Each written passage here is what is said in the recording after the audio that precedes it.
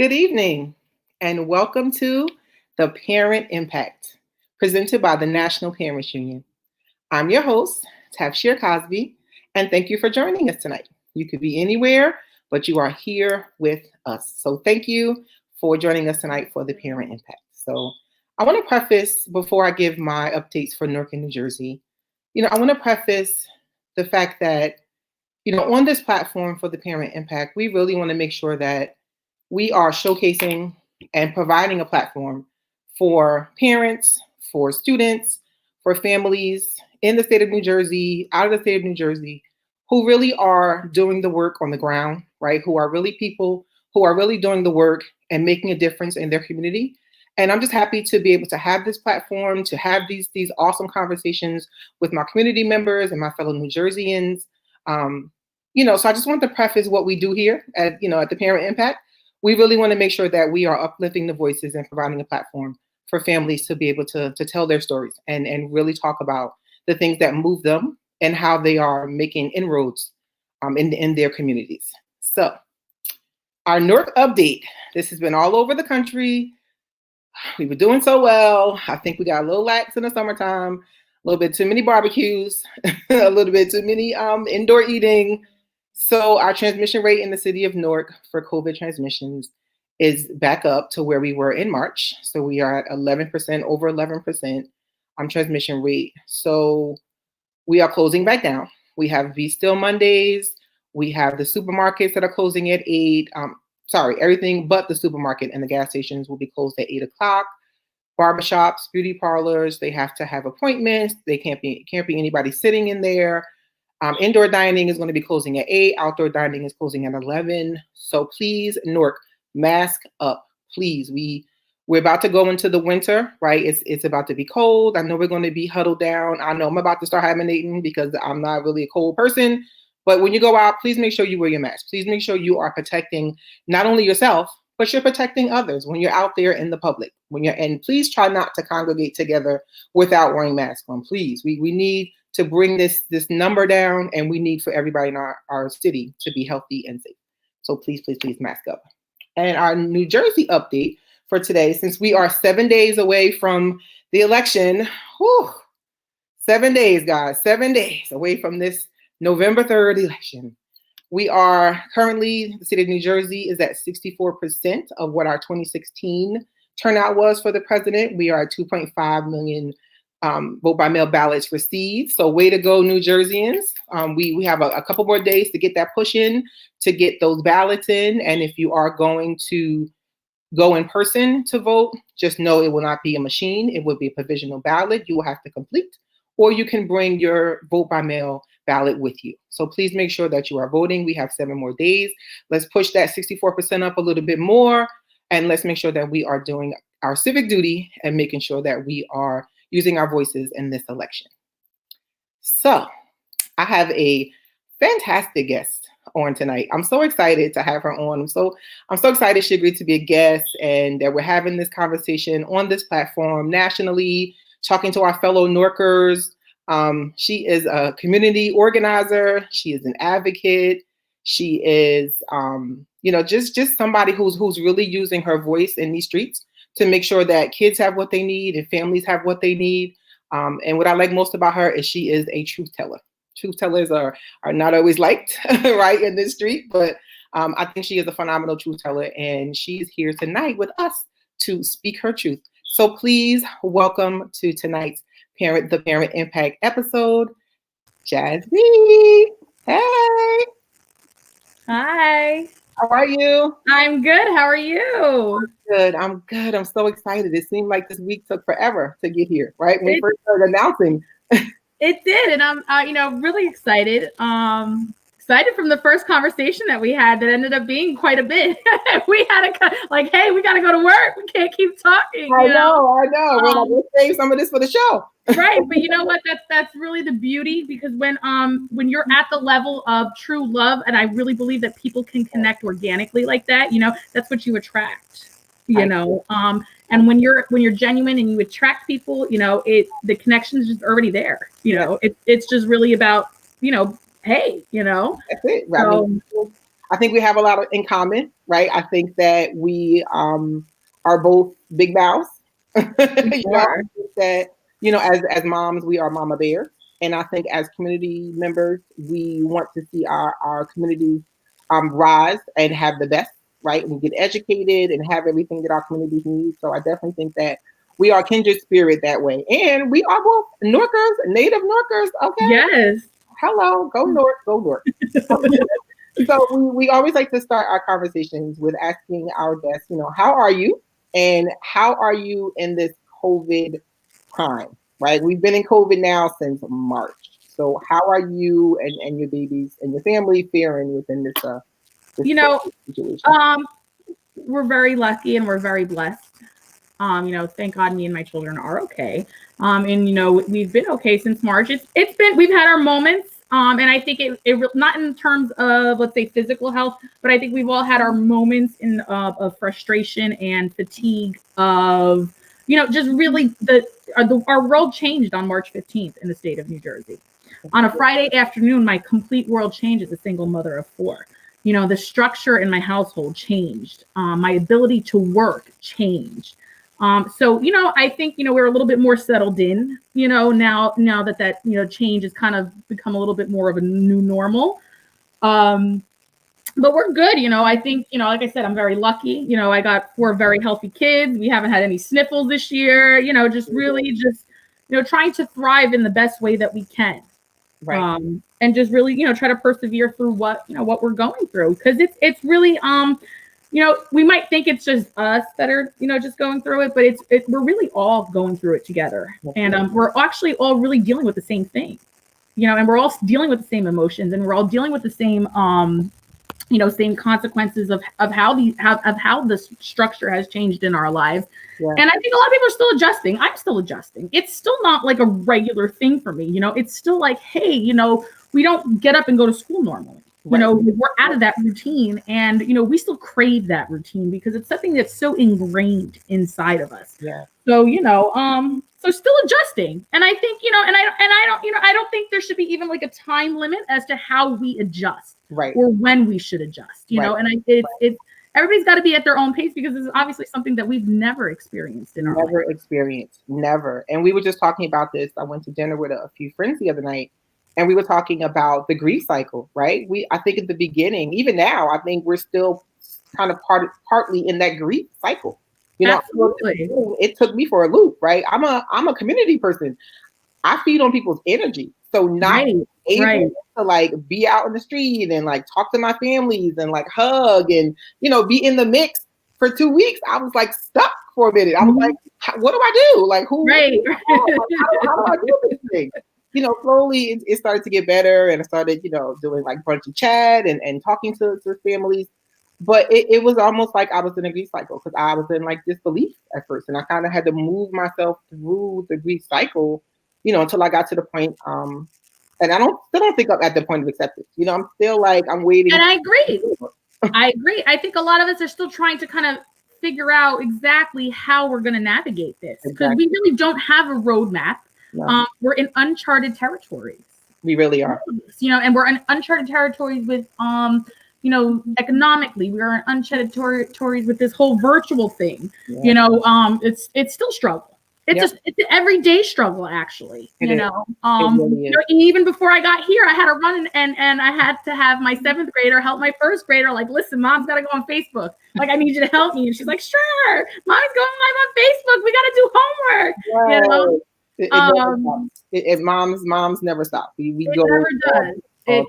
It definitely never does. But and I think that also highlights the important. I also tell people there is going to be a post-COVID. Yes. There is a light at the end of the tunnel. There is going to be a post-COVID. But what are we going to do now to make sure that our post-COVID is going to be okay? Exactly. Now, in that process, like you said, a lot of mental fatigue, a lot of mental anxiety, that even kids are feeling. Yeah.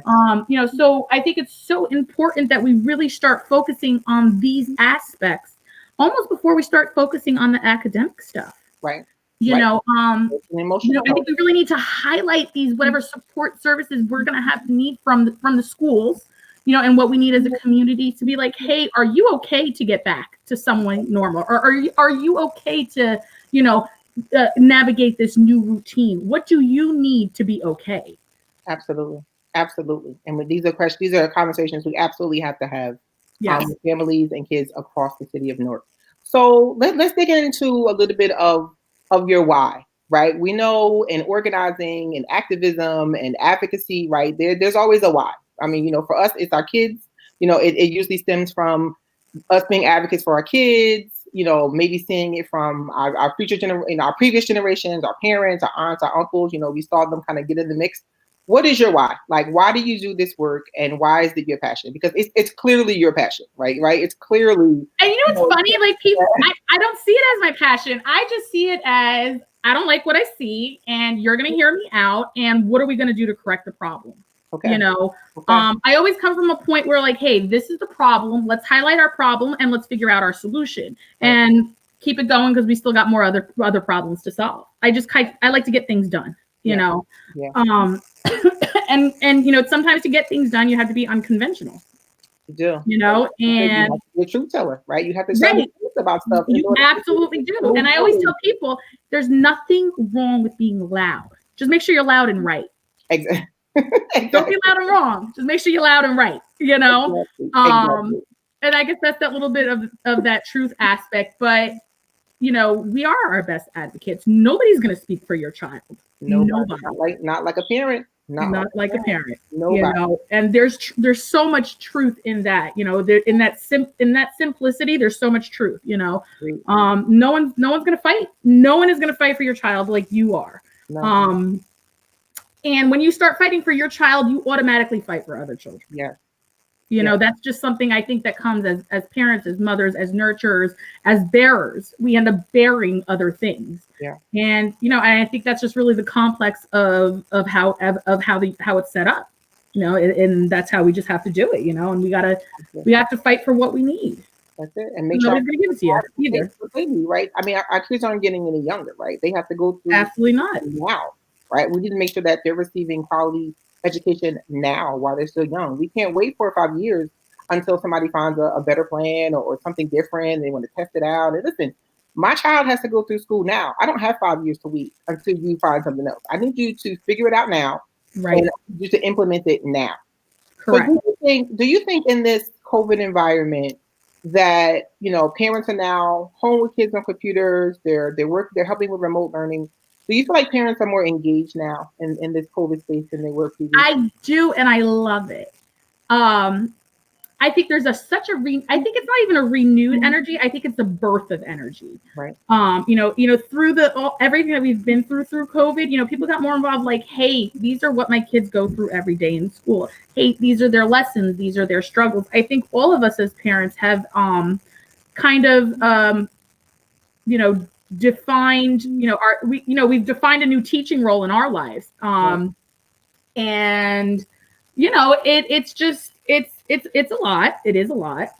It's a lot. It's a lot. And I think, it's just, we can do it. I've learned a lot. A lot of people are engaged. And I think people are starting to find their voice. Like I said, there's been a birth of the voice. Right. People are realizing, hey, like, I can do this. And I've noticed that a lot of people are more engaged. Right. A lot of people are like, hey, I wasn't familiar with this, or I wasn't familiar with that policy, or, and I think that's so important. I'm so excited about that. I'm so excited that people are more engaged in their children's education, because they don't realize that this is a lifelong impact. Absolutely. You have to fight for your kid. This is a lifelong impact. That's right. So it's just, I think I love it. I love the birth of people really getting involved. And I think it's something that was needed.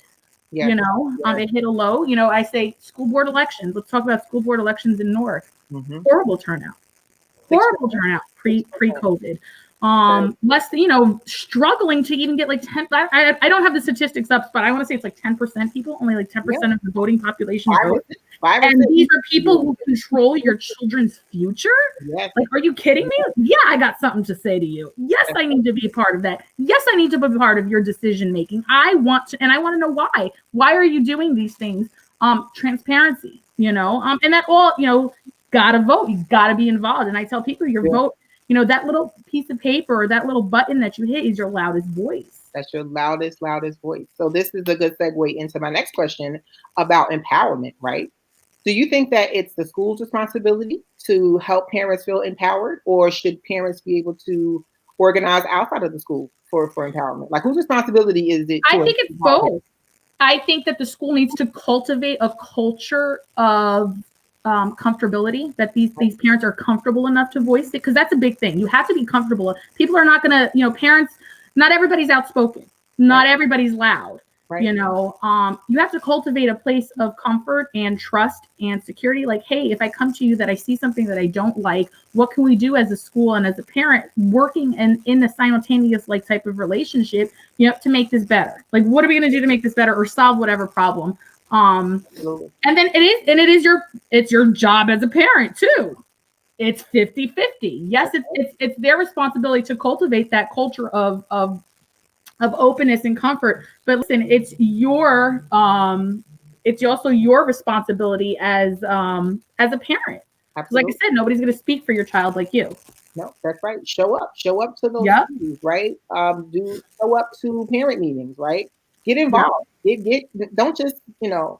And again, I always say, you know, we need all the levels, right? We need involvement, we need engagement, and we need empowerment, right? All those levels, we need parents to be on all of those levels. So for parents, find what level you're most comfortable with, right? If you want to just be involved, then that's fine too. But we absolutely need more families out there being empowered, right? Really having their voice, really being part of the engagement, really being part of the decisions that are being made for our children, right? It's one thing to have a seat at the table, but do you have decision-making ability, right? Are you actually part of the decision-making? Or is the school or the community asking you what you think? They're asking, you know, a lot of times parents are the lowest totem pole when we're talking about the stakeholders, right?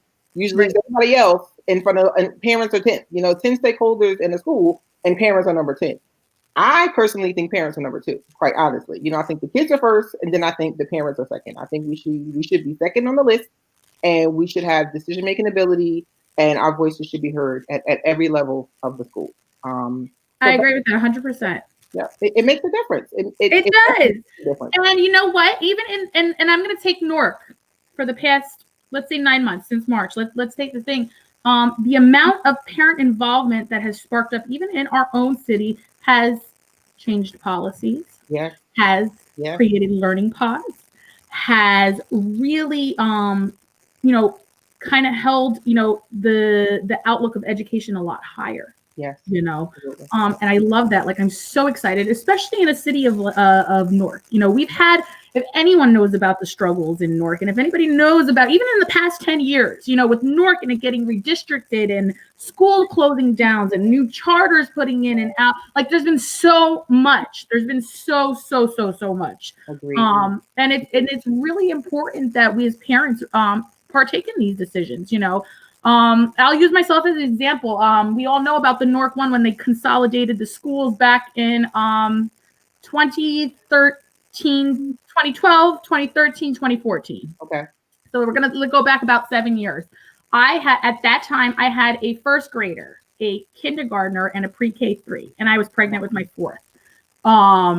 You know, and that was at a time where, you know, it was a turning point in Newark's school history. Yeah. You know, I tell people we were I was a Newton Street, you know, we were Newton Street kids, which is in the Central Ward, right off of South Orange Avenue. And our school was shuttered down. And I remember that last day. It was heartbreaking. It was really heartbreaking to see, because it was such a close-knit school. You know, my daughter teacher, she had 11 students in her first grade class with an aide. So that relationship was fostered so beautifully. You know, she knew every student's level, what they liked, what they didn't like, what they struggled with, what words, you know, it really fostered a true, you know, relationship with the teacher, and the kids excelled because of that. Right. And it's crazy because that was actually one of the best, you know, one of the better schools in terms of rates, but they closed it down because it didn't have a lot of kids. It was an actual numbers thing. Right. You know, it wasn't because they were doing bad. It wasn't because of any of that. They shut it down because, hey, we don't have enough attendance enrollment in that school. But at the same time, they really took away, that community that feel they took away the village. And I tell people that, and that's the minute you take away the village and you get shuffled into like the big city, you're lost. Yeah. And at that time, I was still, I was a lot younger. I was still a mom in my 20s, and I tell people that, even I have experience of being a mom, in my teens, in my 20s, and now in my 30s, and every decade has definitely brought like a different experience in a different voice, back in my early 20s, when they were at that point, I didn't really know what could I do? I was like, hey, they're shutting down my school. My kids are going to be redistricted across town. They went from the Central Ward to the South Ward, and that actually changed our whole lives. Ended up having to move over there. And, it was a lot. But, to this day, my kids will be like, hey, Newton Street was our favorite school. And see, what a difference that would have made, right? If they had a chance to stay in that village, in that community, continue to be fostered by those teachers and that community feeling that was part of that school.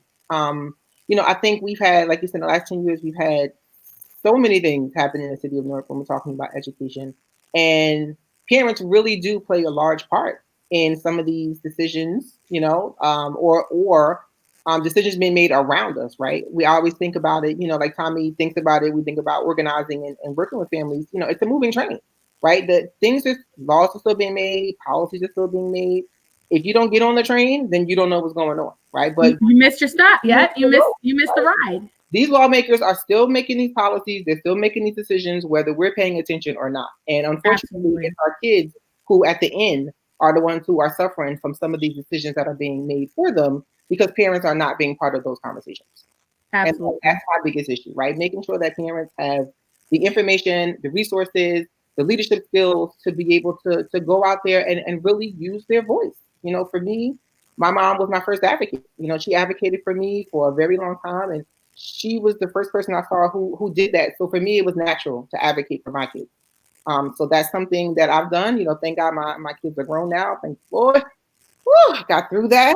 I still have to say to the game as a grandma. No empty nesting. No empty nesting. No, it's one still here. It's one still here. He's only 19, so he's still here with us. Right.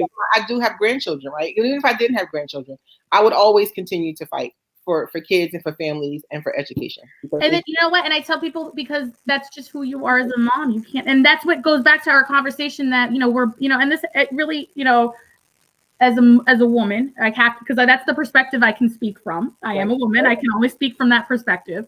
As a woman, we bear things. And once we have a tendency to take those things and bear them, we generally don't push them off of us. I tell people, we get our baby weight and it stays on us. We bear it for the rest of our life, so, but nonetheless, to a certain extent, it's always there, and as women, once we bear things, we don't really have a tendency to let them go, especially if it's something that we nurtured. Yes. We as women don't want to, let go of things that we nurtured. I agree. So it's like I said, once you start speaking for your child, you kind of just end up speaking for everybody. And that's, kind of what happened with me. I'm sure you're familiar with the learning pods. I'm a single mom of 4. Yeah. Single mom of 4. Nobody is supporting my family of 5. Right. I have to work. It's a necessity to work. Right. Nobody's buying food. Nobody's buying deodorant unless I work, Right. I had to push, I felt confident enough that with COVID guidelines, and as long as things were being practiced properly, that, school reopening could be a safe thing. And I had a really great experience during summer. All 4 of my kids were enrolled in a camp. And quick, kids learn so quick. People are like, oh, the kids can't keep their masks. To me, I said, kids, they learn it like this, and once you really explain to them why it needs to be done, they're like, hey, well, we don't want to get hurt. No kid wants to get hurt, but we need, but that's parent engagement. Once I started speaking for my child, like, hey, I need to work too. Like, I need to make a living because nobody's going to give me this money. A stimulus check, that little stimulus check was half of my rent for 1 month, thanks, thanks for the extra pair of shoes type of deal. So, once I started speaking about the learning pods, got that done and got that cross bridge over, the learning pods in Newark right now are full. every day that I drop my son off at the learning pod, there's other parents, working parents, nurses, and all types of people who have to work, and they're utilizing these resources. And I fought so hard because my child needed that.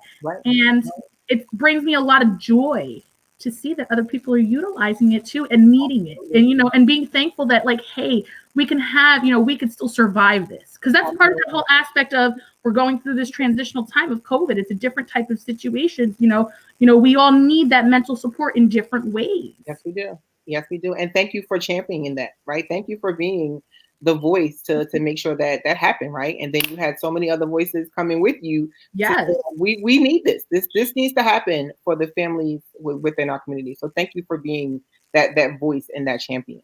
What does equity in education in the city of Newark look like to you? What does equity. I think it actually has a lot tied in with the parent's voice. I tell people that too. I said, hey, we're the largest district in the state of New Jersey, right? So all of our schools have an equal budget. Everybody gets the same resources, right? Let's talk for elementary school, because I can speak from that perspective really well. But there's a huge gap in division, and there's a huge difference between a North Ward school, a Central Ward school, West Ward, East Ward, and South Ward. And I can personally speak from that lens because I've had children in 3 different wards. I went from the Central to the South, back, and then back into the North. So it was, and there is a difference. It's not even so much a resource difference, but I think it's community. It's a layered problem. Right. But one of the problems is the empowerment of parents' voices. Yeah. They don't, certain schools don't necessarily cultivate that comfort. They don't cultivate that culture of where parents can be comfortable enough to partake in their children's, education and voice. And I think that's something that we need to, that's a boots on the ground type of situation. Where we as other parents who kind of already figured out the ones and twos, who kind of already figured out the dance. We got to teach the other parents, the dance too, that, hey, if you do, you have a voice, your voice does count, and it does make a difference. Yes. And you just need to know that, like I said, you just have to be loud. Just make sure you're doing it the right way. Right. And I think if we cultivate that culture a little bit stronger, and it with in relation with our district leaders and our elected officials and our school board members, if we can cultivate that, we would be a superpower in Newark. And I tell people like that, we have world class. Newark is an international city. And I tell people this all the time. I could get anywhere in the world from the city of Newark. That's right. I can hop on a train. I can hop on a bus. And I have an international airport, major airport, a New York City airport. That's right. 5 minutes from my door. That's right. I can get anywhere in the world. We're an international city. Yes, we are world-class citizens. And we have this ability to be on a world stage. Yeah. Yeah. Why are we not cultivating our kids to be these, we need to be world-class citizens. And I tell people that in a way, like, we have that ability, we have it at our fingertips to do that. And, I would love people to really, grasp that concept. Like, it's not just Newark, like, we can be a center stage in the world. Yes, we can. And it's all parents together, right? You're talking like parents actually getting information and making sure they have resources and galvanizing themselves. It's all parents together, right? It is. It is. It takes a village. And I always say it's boots on the ground and it takes a village. That's right. You can't do it alone. You cannot do it alone. We all have to be in this. We all have to join in. So parents, this is our charge to you to get in there, get in the mix. If you have opportunities to learn how to lead, opportunities to learn how to organize, opportunities to raise your voice, start that PTA, start that PTO. You can do it virtually, right? Work with your school community engagement people. Like, really make sure that you are really using your voices in these spaces when it comes to your children, because no one knows your child better than you as a parent. No one. Well, it's funny I say that, but then when I think about teenagers, I'm not sure how many teenage parents know their kids. I'm getting there. Trust me. This is new territory. So I'm going to need some guidance on that, right? Like elementary parents know their kids. High school, that's a whole different situation. It is. And I'm learning that. I'm learning that. I have one daughter who entered Science Park this year, so I'm a mom to a high schooler. And I'm like, whoa, I'm mom to a high schooler now, God bless you. But it's a different experience. Yes, you know, and it's a different role as a parent. You have to actually step back a little bit. Yes, you got to still fight, but you also kind of gotta let them feel out, what they're doing and feel out the waters, because for the next, my daughter's in 8th grade, but she's Science Park, she's 8th grade Science Park, but she's in high school, so she'll be there for 5 years. Exactly. The next 5 years are going to be the most important 5 years of her life. Yes, they are. Because it's going to be the point, either she makes it or she breaks it. She's either going to go one way or she's going to go the other, and she's going to make some life-changing decisions. That's and right. I try to explain that to her. I was a young mom. I was a mom at 19. Mm-hmm. And in reflection, I didn't know anything at 19. I was still a kid myself, type of deal. And so I just want to call and tell her and foster that, like, hey, like, the decisions that you're gonna make in the next 5 years are gonna literally impact you for the rest of your life. For the rest of your life. And we have to, you know what I'm saying? So it's kind of like we have to guide them, but at the same time, you got to let them kind of jump in the water too. At the same time, but be there with the life raft. Yes. I definitely feel where you're coming from with that one. Yes. So let's switch gears a little bit, right? We're 7 days from the election. Yes. We've been thankfully bombarded with information about voting, right? It's coming from everywhere. Absolutely. I love it. Bring it on. Like, yes, everybody should be focused on this election in the next 7 days. So I know for me, when I talk about voting, it's a visceral response for me, right? I think about the first time I went with my mom, for years going with my mom. She would go to the school. She used to go to a senior citizen building and vote. We would go behind the curtain and watch her pull the lever. We would sit in our house and we would talk about voting.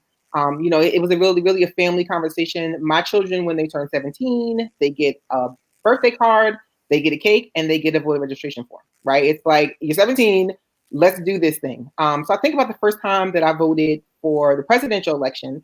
I'm going to date myself here. It would have been the first time for Bill Clinton in 1992. Was actually the first time that I voted for a presidential election. But like, I just remember the feeling, right? The feeling of casting my vote, and like just being part of the conversation surrounding voting. So share with us some of your experiences with voting, like some of your first experiences with voting. So my first experience voting was voting for President Obama and Biden for the their first term. Okay. And I think that's so full circle with everything that's coming, what's going on right now, in terms. So that was my first time voting, because when I turned 18, it was the year, I had just missed the cutoff for that presidential election. So my actual first time was voting for the Obama-Biden ticket in the very first time. And if anybody remembers that vote, that was a historical voting time as well. And my first time voting, I stood, and at this time I was living in Orange on Scotland Road. In Orange, which is not too far from Newark, for those who don't know. And I remember standing by Orange High School, and there was a line wrapped around the corner. And I remember sitting there, and I'm saying, like, wow, I'm like really part of history. Yeah. Because I never saw that growing up, people lining up around the corner to vote. But for that first election, for President Obama's first, for his first term, people got out and voted. They did. And that was my first, my first experience was like really standing in line.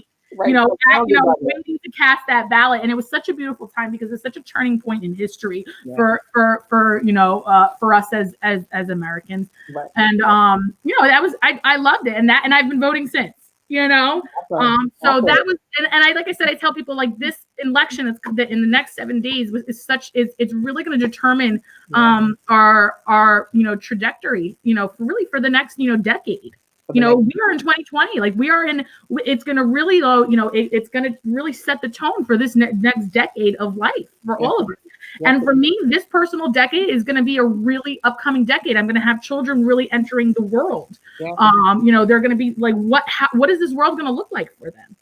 Exactly. What is this world going to look like for them? And I have to make sure that this world that they're going to be a part of and that they're entering is going to be a safe world for them. Yes.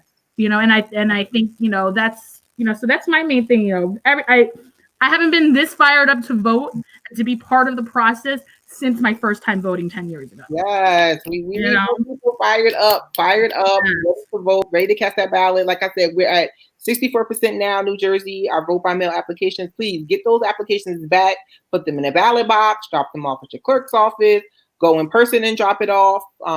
We at the National Parents Union, we have a campaign going. Every family votes. We know that communities are made stronger and better when every person in the family votes, right? We're talking to families about having those conversations with their families about voting over the dinner table, over the breakfast table, right? Bring your kids with you when you go. Or for right now, we're in COVID, like go over the ballot with your kids, right? Go through who's running, go through what their plan is. We didn't have that many debates happen this year, but watch the debates on TV. And if you can get any debates that are happening virtually, really get energized and part of the conversation, but not just the presidential election, right? Every election, especially our local elections, right? All politics are local. I'm a firm believer of that. All politics are local. They're all connected. All politics are local. Yeah. There's truth to that cliche saying, to that old cliche saying. There is and I think even over the past year, I've really learned to I've really embraced that. All politics are local. So hey, my voice does count. They really are. It truly is. And we have to make sure that we're paying attention to those things, right? When we're local, we're talking about our neighbors, right? Our council people, they live in our city, right? Our district leaders. They're neighbors. Our neighbors. They're the people that we walk by and say hi to every morning. Exactly. Exactly. You live in the store, you live in the community. Absolutely. Absolutely. We all need community. No matter what people want to say, you all need a village. We're humans. It's something that's so innate for us to be a part of something. I tell everybody every little bit makes the big whole. And we're all little bits making our big whole. Yeah, I agree. I absolutely agree. I'm actually going to put the link to the National Parents Union Every Family Votes campaign right here in the chat. Please, we also have a pledge to vote. So if you want to pledge to vote, go ahead out there, do your pledge for the next 7 days. But again, this is an ongoing campaign, right? This is not going to stop when the presidential election goes away. We are making sure that all families are voting for every election, every time, building that voting muscle to really start to have these conversations, get educated, take the pledge. We also have a downloadable toolkit that you can use if you want to do some grassroots organizing. Really just make sure that you're getting involved out there, people. So before we close, I know we went a little bit over, but we did. How did that happen? We just started 5 minutes ago. I know. We're on the phone for like 40 minutes, and we were like, right. Hey, time to work. So, final questions. Have you ever thought about running for office or running for school board? Has that thought crossed your mind? It has. Absolutely, it has. And I think I've actually had a lot of people. I've had a lot of people kind of try to put the bug in my ear. They're like, "Hey, Jazz, you get stuff done, and we like that. You get stuff done. You're vocal. You could think. I tell people I'm still a single. I'm still a single mom of 4. And if someone were to take that type of commitment, you have to do it selflessly, and I tell people, I don't know. It's not on the table. It's not off the table, and that's really what it is. It's not on the table. It's not off the table. So we'll see. But at the end of the day, I'm still a mother first. I always prioritize my children. I'm always going to prioritize their needs, and I'm always going to prioritize my household needs first. Yeah. And I think, that's just being a woman and having a work-life balance. So I would have to really be in the position of hey, is this going to be fair for everybody? Right. And it's something, and if I were to take on that role, and I'm sure other people say, you want to be, you want to serve in that role in the best, in the best way that you can. Absolutely. And you want to make sure that you give your 100% to each one of those roles. So we'll see. Like I said, not on the table, not off the table. I love what I do, but I love my kids, and I love what I do because I love my kids. Right. So maybe it's not off the table. Hey, with 2020's been a wild card, baby. I mean, who knows? Right? Who knows? So you heard it here first on the Parent Impact.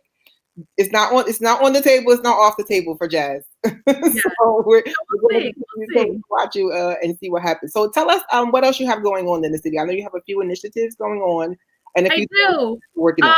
I have 2 coming up. I gotta we have I have a little bit of a trick or treat event for the kids. Obviously social distancing, masking up. I'm a huge person. I really believe in mask wearing, and I tell people that too. I believe in the science of it, definitely believe in the science of the mask wearing. So, we're going to have actually a Halloween social distancing event. Trick or treating is like a kid holiday. That is the most kiddish, besides Christmas, it's Halloween. Like, what do you do on Halloween? Kids get candy, and candy, the silver lining of candy is children's joy. So it's really a joyous holiday. Halloween to me is a very joyous holiday, and I loved Halloween. My mother was really big on Halloween. I used to walk for hours, collecting candy, knocking doors.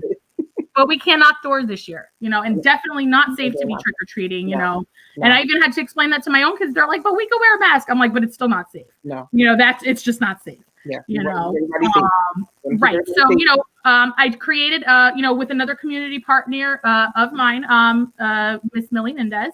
We're both huge advocates in our community. We both love our community. And listen, we're like, hey, we're going to throw together a Halloween event for our kids. We're going to do it. We're going to make sure it's safe. We're going to make sure we're going to take all the precautions that we need to at least give children some type of joy, give them that joy that, that they really deserve. After all of this, they deserve to enjoy that. They really do. They deserve their costumes. Right, exactly. So I tell people, we're going to have a great Halloween event. We're going to have sanitizing stations. We're going to pre-bag all this candy. I right now have an estimated of close to about 400 pounds of candy. It's crazy. Wow. We have a garage that we're storing it in because it's not fitting in our cars and it's not fitting in my apartment anymore. Like, really grateful to, some of our community partners who really allowed us to have this space. But, we're going to pre-bag all the candy, masks, gloves, whatnot. And, just kind of we're almost doing like a Halloween package. I tell people like they're going to get their little, Halloween, candy package. And, thank you for, donating like the little books and all the stuff that we did. Absolutely. So that's my one event that's on Halloween on Saturday. And then 7 days later, I'm actually doing alongside Project Warmth of New Jersey, which is an organization that I have worked with. We are 5 years old. We are a boots on the ground organization. We are a bunch of friends who decided like, hey, we're going to start helping the city of Newark. And that's really where it came from. And, we're a strong, core group of friends.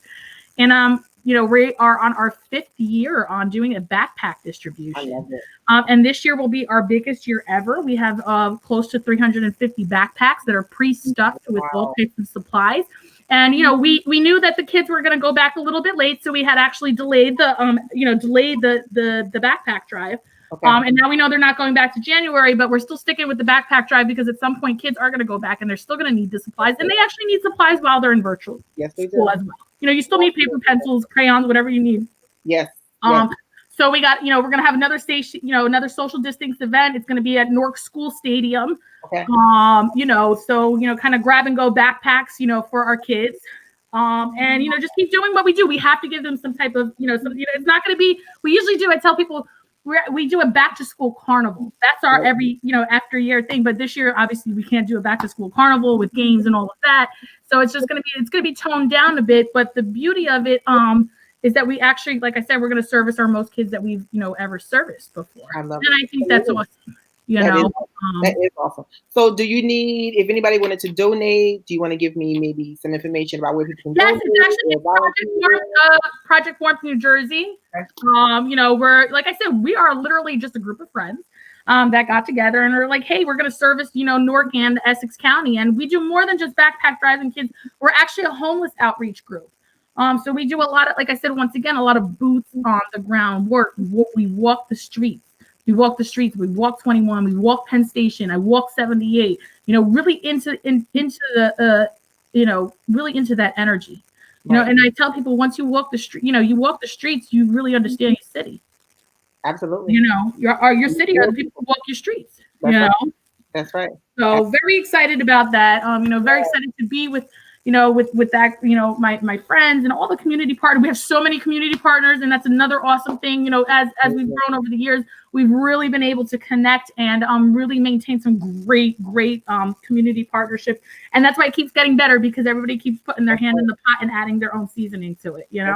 And I think you attract the best in people, right? I think that your energy and your spirit and your determination I think that you attract what you give out, and I think that that's why so many people are willing to work with you and partner with you and help out the kids, because they know that you're genuine, right? They know that this is coming from a place of your heart, and this is coming from a place of genuinely wanting to be um, a community servant, right? An actual servant for your community, making sure that kids and families have what they need. So you are one of our Newark heroes, and we Thank you. salute you, I Jazz, appreciate that. you and all that you will continue to do. And we at the Parent Impact are with you. Let us know what we can do and how we can help out. We are always willing to help the babies and help the families and get out there. We love Newark. Absolutely. We put on for our city, and we want to make sure that the Absolutely. families in our city have absolutely the best of what they need to have to survive. So thank you Absolutely. so much for being our guest. Thank you. I appreciate it. So awesome. I was so excited to have this conversation. I know I'm going to have you on again. I know we're going to have a chance to talk again, on camera, off camera. Yes. The world opens Another up. 40-minute conversation like I got to get to work. Absolutely. Absolutely So awesome. thank you. Thank you so much for being our guest. We really appreciate it. We appreciate your energy. And have a good one. I'll see you later. Bye. Thank you. So thank you so much to Jazz for being our guest tonight on the Parent Impact. I was so happy to have this conversation with her and to learn more about her, and to really have her speak to our Newark community about why she does the things she does, who she is as a person. And I really believe that she's a genuine spirit who really wants to make sure that our communities and our families have what they need in the city. And I'm happy to work with her, and happy to have her on this platform, bigging up Newark, right? Talking about the good things that's happening in Newark. A lot of times we only hear about the bad things that are happening in the city. So we love to really talk about the good things that we're doing in the city, especially as parents. The moves that we're making, the decisions that are being made. Hopefully they have a lot of parent input. But I'm just so happy to have this conversation with her. So again, every Family Votes campaign, we have a pledge to vote. I put the link here. Please make sure that you register for our Parent Clap Back MPU Town Hall meeting, which is happening on November the 5th. It's at 8 p.m. Eastern Time. I'm going to also put the link here so you can sign up. Please make sure that you sign up. It's going to be a wonderful conversation. It's going to be a lot of our parent advocates, a lot of our delegates from the National Parents Union. Membership is now open for the National Parents Union. Please join us across the country, become a part of the National Parents Union, raise your voices in unison, authentic parent voices. Please make sure that you check us out, nationalparentsunion.org. And if you want more information about Parent Impact, check us out on Facebook at The Parent Impact, www.parentimpact.org, or you can also check us out on Twitter, parent_impact. So thank you again for joining us tonight, and we will see you next Tuesday for election night. I will be here talking about the elections. We're going to have some videos showing. Have a great week, everybody. Thanks for joining me again. Have a good one. Bye.